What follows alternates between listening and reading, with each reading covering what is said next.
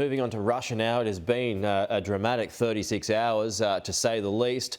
What are your thoughts, observations from afar on what has happened and what this means, perhaps even for Australia down the track? Well, it's been gripping to watch, and I think all of us were transfixed on over the weekend with the developments. They moved very quickly, and we're still waiting to see how it will unfold. But there's one thing from an Australian perspective that I think we need to be very mindful of, and that is that Ukraine has asked us for military support, and we need to provide that military support at this stage. Putin has obviously been weakened. How weakened, we don't know, but we should be doing everything we can to support Ukraine at this stage. There's an opportunity now for them to be able to take advantage of Putin having been weakened. They've asked for this military assistance, and it shouldn't have to wait for an Anthony Albanese photo opportunity when NATO meets in a few weeks. What we need is that assistance given now. The Ukrainians have asked for it. The Australian government should be providing it at this very moment. We're getting into the ifs now, Dan, but let's say worst case scenario here for Vladimir Putin, and that he is forced to step aside, and however that takes shape, we're not sure, but let's say someone else comes in, and that would likely be someone who is even more hardline, someone who's much more of a nationalist.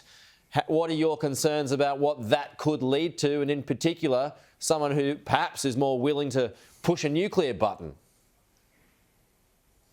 Well, these are ifs, Pete, and hopefully it won't reach that stage when it comes to people being in charge of Russia's nuclear weapons who would be prepared to push that button. What we need to do is obviously monitor the situation closely. We need to be providing as much support as we can to Ukraine at this moment, and obviously working very closely with our allies to monitor what is taking place on the ground. It's going to be obviously a very important 72 hours, what happens to see whether there is a move on Putin or not.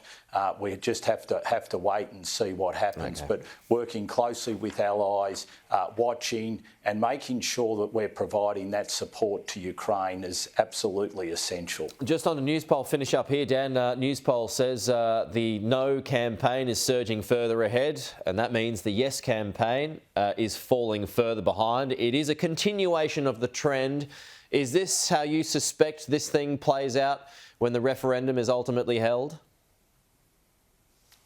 Well, Prime Minister Anthony Albanese made two mistakes. The first was he didn't commit to bipartisanship when it came to this referendum. He announced what he was going to do on election eve, and all he's done is stuck to that and hasn't been prepared to consult and take a bipartisan approach. The second thing is that he's treating the Australian people with contempt. He's not explaining to them how it will work. Take Victoria, for instance. We know we will get 2 representatives on The Voice. We don't know whether they're going to be appointed, whether they're going to be elected, whether they come from regional and rural Victoria or they'll be city-based. No one has a clue, including our local Indigenous leaders in Victoria. So the fact that he didn't seek bipartisanship and he won't provide the detail always set this up to be a very difficult referendum.